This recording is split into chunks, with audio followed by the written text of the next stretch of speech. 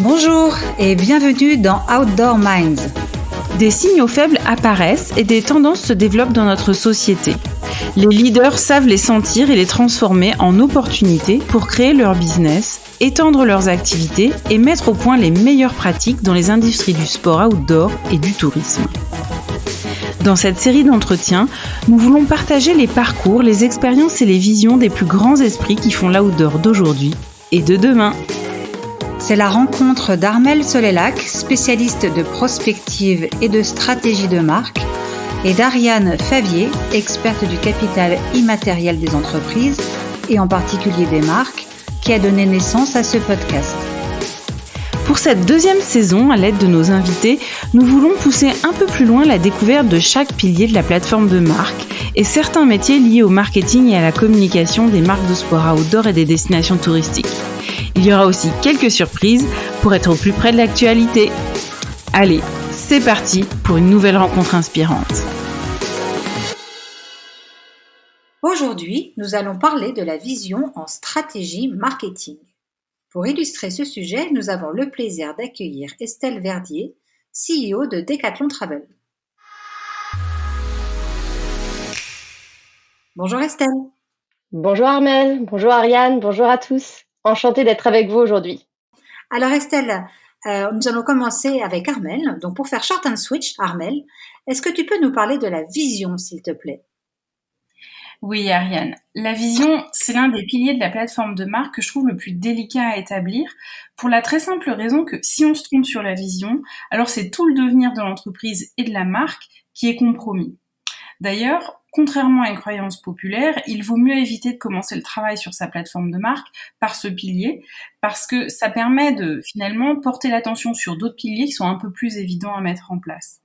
Et ça permet aussi, au fur et à mesure, de faire émerger une bonne vision et de ne pas ériger en vision ce qui relèverait plutôt de la mission ou de la promesse, par exemple. D'accord, mais alors c'est quoi la vision exactement ? Alors, la vision, c'est la manière dont une marque envisage le futur. C'est son regard prospectif sur l'avenir et comment elle se projette. C'est ce vers quoi elle veut tendre dans un futur relativement éloigné, à 10-15 ans à peu près. La vision sous-tend donc le positionnement.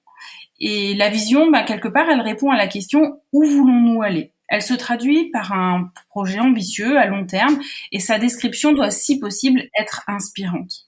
Si vous êtes en train de travailler sur votre plateforme de marque, voici quelques principes pour vous aider à définir la vision de votre marque. Le premier, c'est de s'engager dans un véritable challenge plutôt que de fixer un banal objectif. Le second, c'est de ne pas avoir peur d'être ambitieux et audacieux. On a souvent tendance à surestimer ce qu'on peut faire en un an, mais à sous-estimer ce qu'on peut faire en 10 ans. Le projet doit donc être suffisamment passionnant pour concentrer sur lui les efforts et canaliser l'esprit d'équipe sur une très longue durée. Troisième point, c'est qu'il faut être concret, dynamique et ciblé. Le projet doit être parfaitement compréhensible et défini sans besoin d'explications multiples. Et enfin, la définition d'une vision d'entreprise demande de prendre en considération les changements du monde et de la société.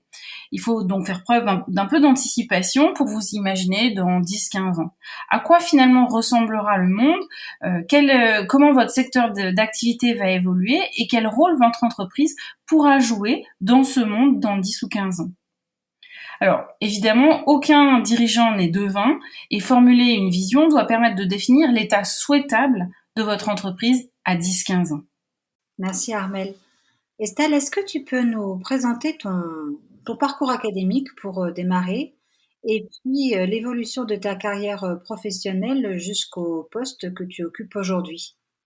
Bien sûr. J'ai commencé avec des études de sciences politiques que j'ai complétées avec une formation en management international en Angleterre, puis en économie internationale à Paris. J'ai toujours été très attirée par l'international et les voyages. Je pense que c'est sans doute lié à mon passage par le Canada quand j'étais au collège, où j'avais des amis de diverses origines dont le parcours éveillait beaucoup ma curiosité.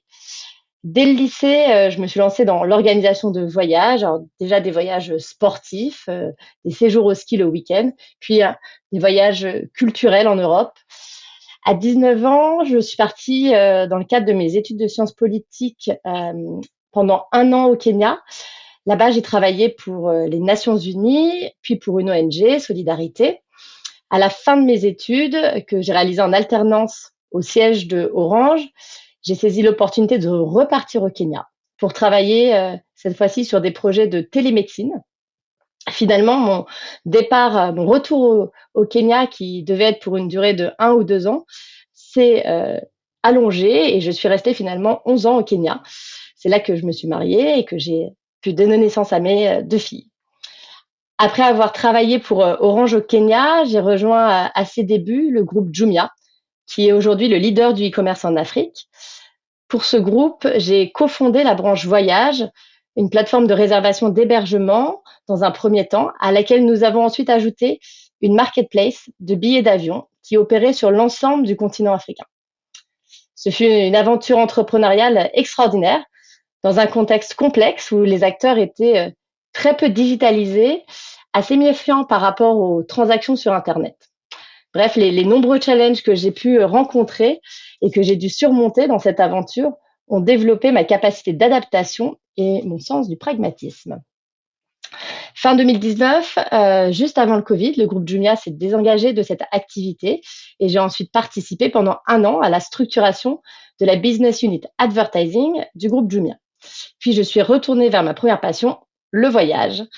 Je suis rentrée en France fin 2020 et j'ai pris la direction de Decathlon Travel en janvier 2021, avec l'ambition de poursuivre la mission de Decathlon, qui est de rendre durablement le plaisir et les bienfaits de la pratique du sport accessibles au plus grand nombre, en allant cette fois-ci au-delà de l'équipement sportif et en s'inscrivant dorénavant également dans l'expérience sportive. Je reviens sur ton passage au Kenya. Tu y as passé énormément de temps. Est-ce que tu t'es pas senti un peu déracinée et comment tu as vécu ton retour en Europe, qui est quelque part une société qui est très différente de la société africaine? Alors j'avais une forte envie de rentrer en France. C'est sûr que la question des racines s'est posée pour moi. J'avais mes 2 filles qui parlaient que anglais, qui connaissaient peu le pays de leurs parents et du coup, j'avais vraiment cette envie de me reconnecter à la France. Heu, j'ai eu des surprises en rentrant. J'avais pas beaucoup d'attentes, mais c'est sûr que je me suis rendu compte que finalement, la France, dans certains parties de l'industrie, était pas aussi digitalisée que je le pensais. Je pensais en fait que au Kenya, on avait un vrai retard de digitalisation qui s'expliquait, bah voilà, par l'arrivée un peu tardive des infrastructures. Et j'avais une image en fait un peu trop, je pense, optimiste de la digitalisation de l'industrie du tourisme en Europe. Je suis étonnée de voir que il y a encore certains aspects, une manque d'homogénéité parfois dans les différents outils techniques qui rendent difficile en fait l'accès parfois à l'information pour les clients. Donc je pense qu'il y a encore beaucoup de choses à faire en Europe et c'est intéressant parfois en fait de voir avec le parallèle de l'Afrique comment on peut trouver des solutions pragmatiques et l'innovation ne va pas forcément dans le sens nord-sud, mais elle peut aussi aller dans le sens sud-nord. Donc beaucoup d'inspiration pour suite à ce passage en Afrique pour maintenant mon expérience en Europe. C'est amusant ce que tu dis parce que c'est un grand classique des sauts techniques, ce qu'on appelle les bonds technologiques, où typiquement à Cuba, par exemple, ils n'ont pas eu d'évolution technique sur les véhicules, voitures, mais maintenant ils ont des scooters électriques. Il n'y a aucun scooter à moteur thermique parce que les premiers scooters qu'ils ont pu importer, c'était uniquement des scooters électriques. Et on voit comme ça des pays qui pendant longtemps n'ont pas eu accès à certaines technos et donc du coup se traînent pas des anciennes technos qui sont un petit peu longues à renouveler et rentrent directement dans des technos toutes neuves. Donc c'est probablement ce que tu as dû vivre au Kenya, alors que en France, bah nous, on se traîne encore certaines technos qui sont parfois un petit peu vieilles, quoi. Et aussi des réflexes par rapport à ces technos qui sont difficiles à combattre dans les équipes qui font de la résistance et c'est légitime. Ouais, exactement. Par exemple, sur le mobile, on voit en Afrique, il y a une adoption du mobile qui est beaucoup plus forte, du mobile pour faire des transactions, des transactions, des paiements. Donc, il y a des solutions de mobile payment comme M-Pesa qui sont très développées. Mais aussi, voilà, vraiment, les gens font des transactions avec leur mobile, alors qu'en Europe, on voit souvent que même si les gens consultent via leur mobile, le passage à la transaction se fait plus difficilement. On passe plus par un desktop, par un ordinateur fixe pour ensuite faire la transaction. Donc, on voit vraiment des freins culturels qui sont liés voilà, la linéarité du développement technique qu'on ne retrouve pas dans d'autres géographies. Alors, tu nous as parlé de Decathlon Travel et de sa proposition de valeur. Quelles sont les valeurs de cette entité et est-ce qu'elles sont différentes ou en quoi est-ce qu'elles sont différentes du groupe auquel est adossé Decathlon Travel?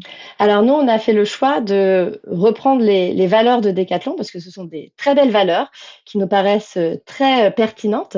Ce sont 4 valeurs: la générosité, l'authenticité, la vitalité et la responsabilité. Pour nous, ces 4 valeurs, c'est vraiment un moteur dans nos méthodes de travail, dans la façon dont on interagit avec nos partenaires, avec nos clients. On est convaincu que en incarnant ces valeurs de façon forte, on peut vraiment écrire une belle aventure entrepreneuriale au service du sport. Le fait d'être adossé justement à un groupe tel que Decathlon, est-ce que c'est un atout et à contrario, est-ce que ça peut aussi représenter des difficultés, des freins, des incompréhensions, est-ce que c'est une vraie valeur ajoutée et en quoi ça se manifeste? Alors le fait d'être adossé au groupe Decathlon, c'est indéniablement une grande chance. C'est un groupe avec une excellente réputation, hein. C'est un groupe qui est pour la 3e fois en 2021 noté comme l'entreprise préférée des Français. De ce fait, notre plateforme Decathlon Travel, elle bénéficie très rapidement en fait d'un capital sympathie important, d'une confiance. Donc on peut se positionner facilement en tiers de confiance et ça c'est un driver de conversion pour notre plateforme. Donc on a un gros atout avec cette marque. Euh, le positionnement aussi fort de Decathlon sur l'accessibilité, c'est quelque chose qui est très important pour nous, qui a un atout parce que ce qu'on se rend compte, c'est que dans le voyage sportif, le voyage actif, il y a beaucoup de barrières psychologiques. Beaucoup de gens pensent que c'est trop exigeant et qu'ils ne sont pas à la hauteur pour ce type de voyage. Et grâce en fait au nom Decathlon, on a beaucoup de clients qui se disent bah en fait je peux le faire. Si c'est Decathlon, c'est accessible. Et donc ça, nous on est vraiment très fiers de pouvoir impulser ce mouvement-là parce qu'on a envie de remettre les gens au sport. Et là, on n'est pas en train d'accompagner des gens qui étaient déjà très sportifs, mais on crée bien un mouvement vers plus de sport. Enfin, Decathlon, c'est une culture d'entreprise qui est vraiment fabuleuse. C'est des valeurs qui sont vraiment incarnées au quotidien. Et travailler avec les équipes Decathlon, c'est vraiment un vrai plaisir. Donc, on est tout à fait ravis d'être dans ce groupe-là.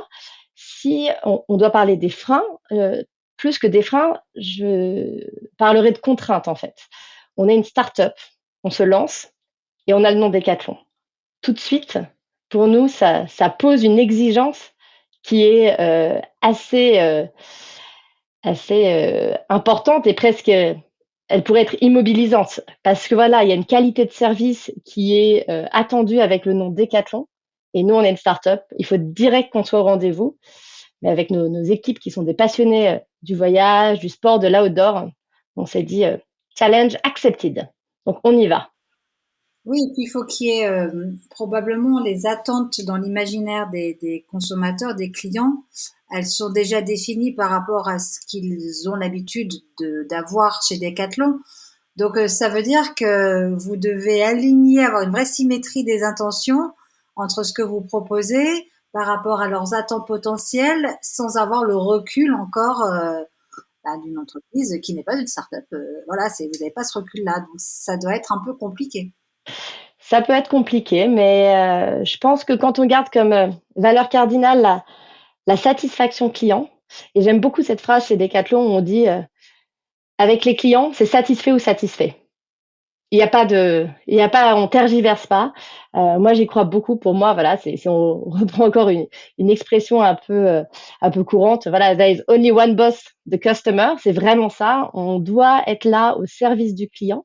Et moi, j'ai vraiment à cœur dans l'entreprise d'animer cette passion pour la satisfaction client, d'animer la recherche d'exigence, de toujours aller chercher dans l'expérience client ce qu'on peut optimiser, les petits moments qu'on peut sublimer pour que vraiment le client vive une expérience unique qui soit vraiment une source de satisfaction et qui en fasse demain l'ambassadeur de notre marque. Aujourd'hui, je pense que ce qui fait le succès de Decathlon, c'est surtout le fait que les clients sont vraiment des ambassadeurs de la marque.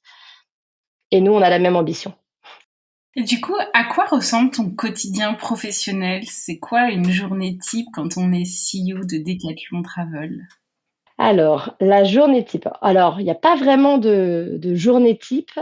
Euh, Aujourd'hui, on est au début de l'aventure, hein. On a lancé notre plateforme en août. Donc, on est vraiment dans une phase importante de construction. Et en même temps, comme l'activité est lancée, il faut aussi opérer le quotidien. Donc, mon quotidien, c'est beaucoup de réunions de coordination avec les équipes en interne, avec les partenaires et aussi avec Decathlon. Parce que même si on est une entreprise indépendante, on a à cœur d'être vraiment euh, coordonné et cohérent par rapport à la stratégie de Decathlon. Donc, on travaille beaucoup main dans la main avec eux. Ensuite, moi, quand les réunions sont finies, là où je focalise mon attention, c'est vraiment tout ce qui est le pilotage. Donc, regarder les demandes entrantes, quelles sont les tendances qu'on observe, aller fouiller, identifier s'il n'y a pas un problème quelque part, regarder les dashboards marketing, étudier les tendances, vraiment être à l'affût de la moindre clé pour comprendre, décrypter la situation et derrière être en mesure d'être dans une dynamique de constante amélioration de notre service. Et qu'est-ce qui te plaît le plus dans toutes ces missions actuelles? C'est quoi les plus gros challenges que tu dois relever justement dans ce quotidien? Alors, ce qui me plaît le plus, c'est vraiment de construire la plateforme, suivre son développement technique, construire l'équipe, trouver les bons profils. J'aime bien aussi imaginer comment cette équipe va grandir, me projeter un petit peu. J'ai eu l'expérience pendant 7 ans d'être à la tête d'une entreprise et j'ai vu des parcours fantastiques et voilà, je peux pas m'empêcher aujourd'hui quand je recrute d'imaginer un peu ce que ça va être le futur de ces collaborateurs. Ça me plaît beaucoup.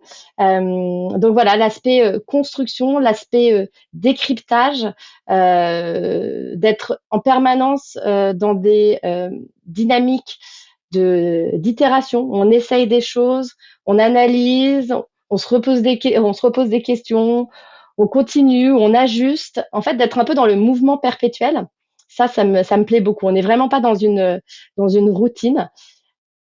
C'est assez exigeant, c'est très intense, mais c'est passionnant et moi j'aime vivre avec passion. Donc ça me plaît beaucoup.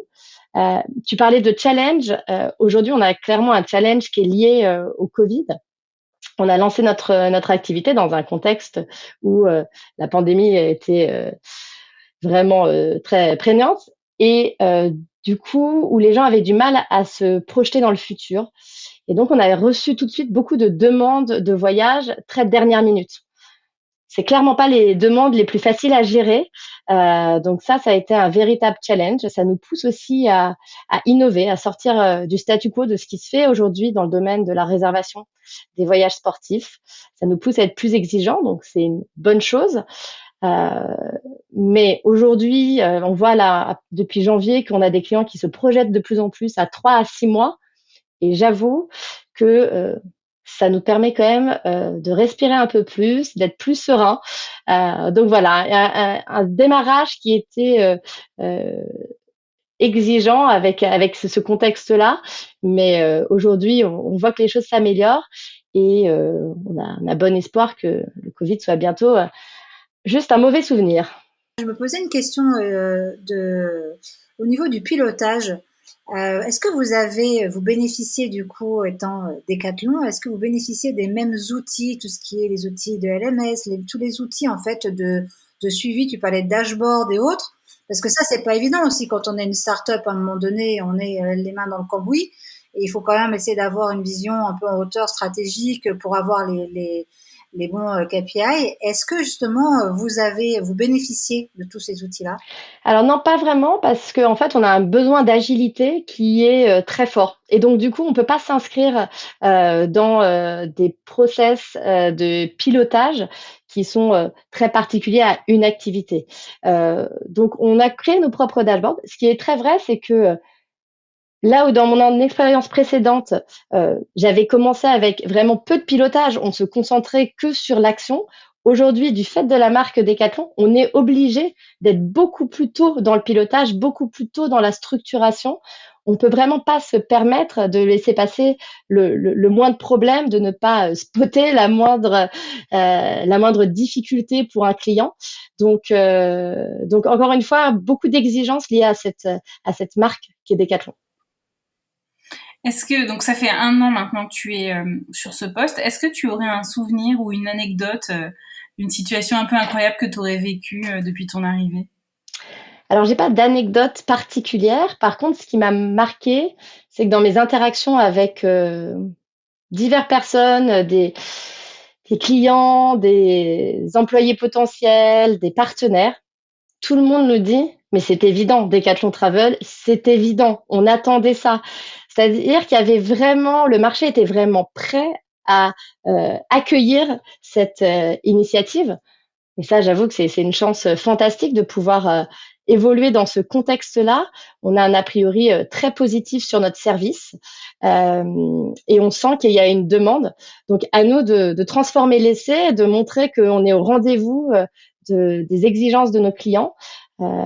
Il y a un besoin pour plus de lisibilité dans l'offre de voyage sportif. Aujourd'hui, c'est une offre qui est très éparpillée, qui semble peu accessible, qui est souvent difficile à réserver. Et je pense qu'un acteur comme nous peut réussir à craquer ce problème et rendre la pratique du sport dans le voyage beaucoup plus accessible, beaucoup plus, euh, beaucoup plus disponible. Si tu regardes un peu en arrière sur ton parcours professionnel, est-ce que tu peux nous dire si avec le recul, tu as constaté une erreur que tu as faite, une erreur de jugement, une erreur d'appréhension, peu importe, et comment tu l'as vécu, comment tu l'as surmonté, et qu'est-ce que tu en retiens? Alors, dans mon expérience précédente de création d'une plateforme digitale de réservation d'hébergement, euh, ce que je retiens comme peut-être erreur stratégique, c'est que on était parti avec l'ambition de créer un inventaire exhaustif des hébergements disponibles sur le continent africain. Tâche assez monumentale. Et c'était vraiment le modèle des OTA qu'on trouve en Europe, Booking.com, Expedia aux États-Unis, quoi. Booking.com maintenant aux États-Unis. Mais voilà, Booking.com, Expedia. Euh, et en fait, je pense qu'aujourd'hui, c'est pas ça que les clients veulent, en fait. Aujourd'hui, il y a beaucoup trop d'offres disponibles. Euh, et pour revenir à ce que j'ai dit tout à l'heure, ça manque de lisibilité. Et donc, je pense que ça fait beaucoup plus sens de se positionner comme une curated marketplace, une marketplace fermée, avec un positionnement de sélectionneur, où on est vraiment garant de la qualité. Parce qu'aujourd'hui, ça devient très difficile de faire des choix quand on a 200, 300 offres qui nous sont poussées. Et ce qui fait le succès, je pense, de Decathlon, c'est quand on va chez Decathlon, on a peu de références qui nous sont proposées. Mais il y a les bonnes références pour les bons usages. Et nous, on veut s'inspirer de ça. On pense que c'est tout à fait pertinent. Donc voilà, on passe beaucoup de temps à sélectionner les bons partenaires. Une fois qu'on a les bons partenaires, sélectionner les bons voyages dans le catalogue de ces partenaires-là. On veut vraiment être en confiance avec ce qu'on propose à nos clients. Et c'est couronné de succès puisque là, sur notre première année, on a un NPS qui est supérieur à 60, une note moyenne de nos clients de 9 sur 10. Donc, on sent qu'on est au rendez-vous de cette demande pour une offre qualitative et pas quantitative. Et à contrario, est-ce que tu as des grandes satisfactions ou des grandes fiertés ou un accomplissement que tu aimerais souligner? Alors pour moi, les deux grandes sources de motivation dans mon travail, c'est la satisfaction client et l'expérience de mes collaborateurs. Pour moi, vraiment le fait d'offrir aux clients une expérience unique, une expérience mémorable, c'est ça qui me donne de l'énergie. Lire des commentaires clients qui disent voilà, on a pu découvrir des nouveaux horizons, on a rencontré des gens fantastiques, on a appris, euh, permettre aux gens d'être dans une dynamique positive. Euh, Ça, c'est quelque chose qui est vraiment très énergisant pour moi. Et donc, voilà, le fait d'avoir ce NPS en première année qui est déjà très bon, mais notre exigence va aller encore au-delà. Euh, Ça, c'est pour moi une certaine fierté. Ma deuxième fierté, c'est le développement des parcours des collaborateurs. Euh, il y a quelques jours, j'ai une ancienne collègue qui m'a écrit en me disant euh, voilà comment elle se rappelait de nos échanges et de l'impact que j'avais pu avoir sur sa carrière, sur son développement.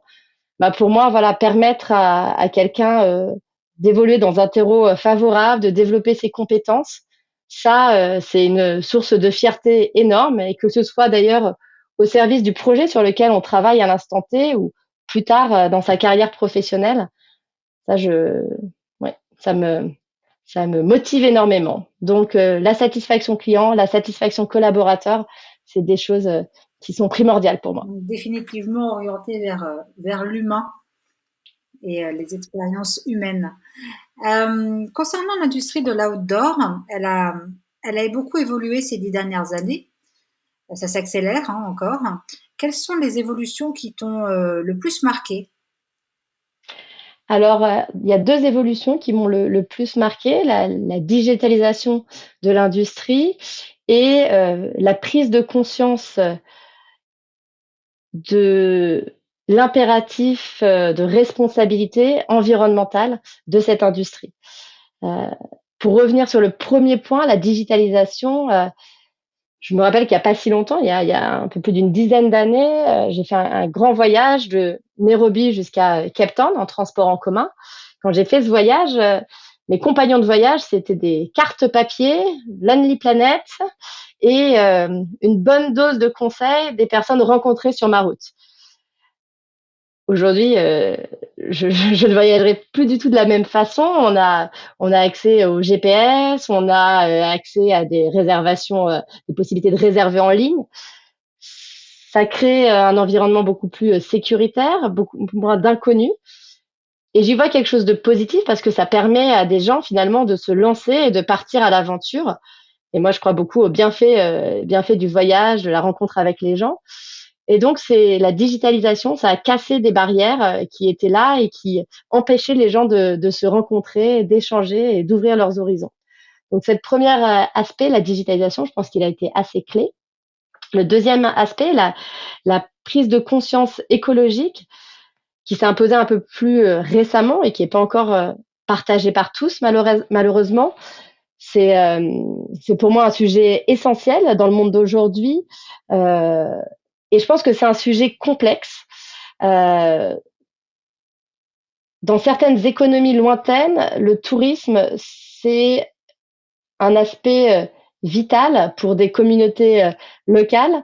C'est vraiment une source de développement économique. Ça permet à des gens d'aller à l'école. Le fait de valoriser le tourisme, eh ben, ça fait qu'il y a une plus grande préservation de l'environnement, une protection des terrains de jeu.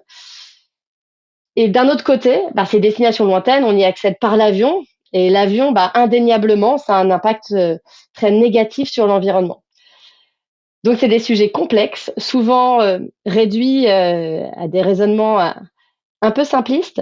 Je pense qu'il faut faire attention j'ai pas la solution. J'espère seulement que vraiment dans les prochaines années, on arrivera à réconcilier tourisme et protection de l'environnement, parce que pour moi, l'un va avec l'autre. Si on voyage, si on découvre la beauté du monde, on aura envie de le préserver.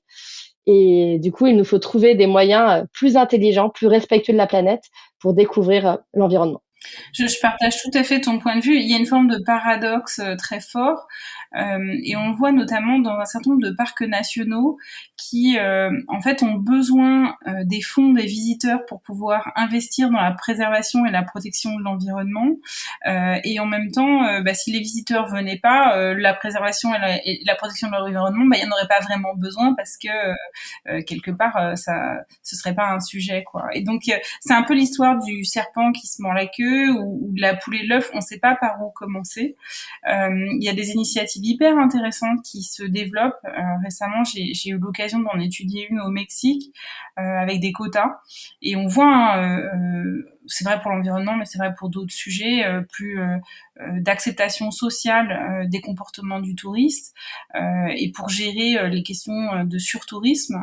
On voit des endroits comme les Cinque Terre, par exemple en Italie, qui imposent des quotas pour limiter l'effet d'envahissement très désagréable auprès des habitants principaux notamment, alors que le tourisme et les deniers amenés par les tourismes est leur quasi seule source ressource de revenus. Donc il y a comme ça des paradoxes qui sont vraiment hyper intéressants. Merci beaucoup Estelle Verdier d'avoir été notre invitée. Alors Estelle, comme tu es une invitée d'exception, eh bien aujourd'hui ce n'est pas 3 points clés à retenir de cet épisode, mais 4. Le premier, c'est que les valeurs d'une marque sont le véritable moteur de la marque et de l'entreprise auprès des parties prenantes. Le second, c'est qu'avec les clients, c'est satisfait ou satisfait, et il y a un seul patron, c'est le client. Le troisième point, c'est que quand la marque est forte, avec une image qui est très positive, notamment sur l'expérience client, eh bien l'exigence sur son service client, elle est encore plus élevée. Donc il ne faut pas croire qu'on est arrivé, mais plutôt se demander comment on peut encore plus élever le niveau de la qualité de service. Et enfin, le dernier point, c'est que c'est pas tant l'exhaustivité du choix qui importe pour le client que la qualité des offres disponibles. Et finalement, plus le choix sera limité, mais la qualité excellente, plus on pourra atteindre cette forme de satisfaction de la clientèle. Merci à tous d'avoir écouté cet épisode d'Outdoor Minds. Si ça vous a plu et que vous voulez découvrir de nouveaux leaders dans le tourisme et les sports outdoor, nous vous invitons à nous retrouver dimanche prochain où nous accueillerons une nouvelle invitée prestigieuse. Pour nous soutenir, vous pouvez mettre 5 étoiles, un commentaire et vous abonner sur votre plateforme de diffusion de podcasts favorite. Bien entendu, pensez aussi à partager cet épisode avec vos proches sur les réseaux sociaux. À très vite pour un nouvel épisode d'Outdoor Minds.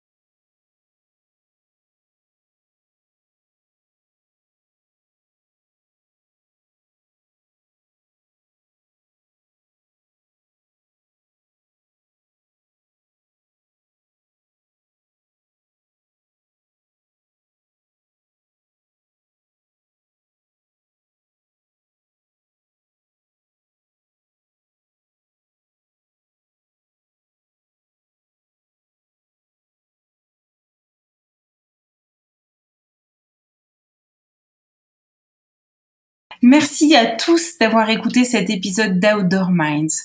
Si ça vous a plu et que vous voulez découvrir de nouveaux leaders dans le tourisme et les sports outdoor, nous vous invitons à nous retrouver dimanche prochain où nous accueillerons une nouvelle invitée prestigieuse. Pour nous soutenir, vous pouvez mettre 5 étoiles, un commentaire et vous abonner sur votre plateforme de diffusion de podcasts favorite. Bien entendu, pensez aussi à partager cet épisode avec vos proches sur les réseaux sociaux. À très vite pour un nouvel épisode d'Outdoor Minds.